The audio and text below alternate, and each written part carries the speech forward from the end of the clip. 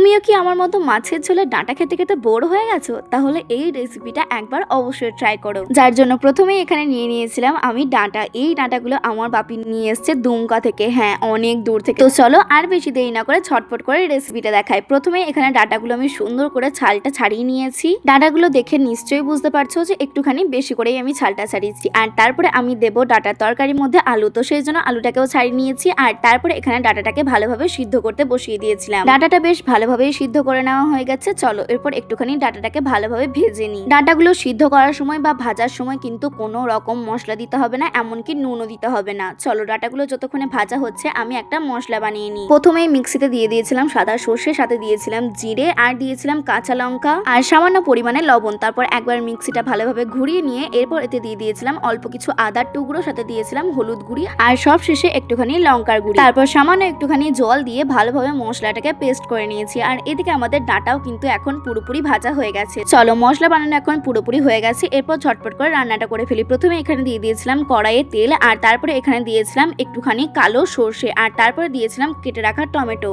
এরপর যে মশলার পেস্টটা বানিয়ে রেখেছিলাম সেটাও কড়াইয়ের মধ্যে দিয়ে দিয়েছিলাম। তারপর বেশ কিছুক্ষণ মশলাটা কষিয়ে নেওয়ার পরে মিক্সি ধোয়া জলটাও কিন্তু আমি এতে অ্যাড করে দিয়েছিলাম। তারপর কিছুক্ষণ মশলাটাকে কষিয়ে নিয়ে জলটা যখন পুরোপুরি শুকিয়ে গেছিল তখন এতে আমি দিয়ে দিয়েছিলাম বেশ কিছু আলু, আর সবশেষে দিয়ে দিয়েছিলাম এখানে ভেজে রাখা ডাঁটাগুলো। এরপর আর তেমন কোনো কাজ নেই, ভালোভাবে মশলাগুলোকে সবকিছুর মধ্যে দিয়ে মিশিয়ে নিতে হবে। তারপর সবশেষে জল ঢেলে অল্প একটুখানি চিনি দিয়ে আমাদের তরকারি এখন পুরোপুরি রেডি। আর হ্যাঁ, এই রেসিপিটা কিন্তু আমি একজন বড় ইউটিউবার জেঠুকে থেকে বানিয়েছি। তোমরা কি নামটা কেউ গেস করতে পারবে যে কে সেই ব্যক্তি?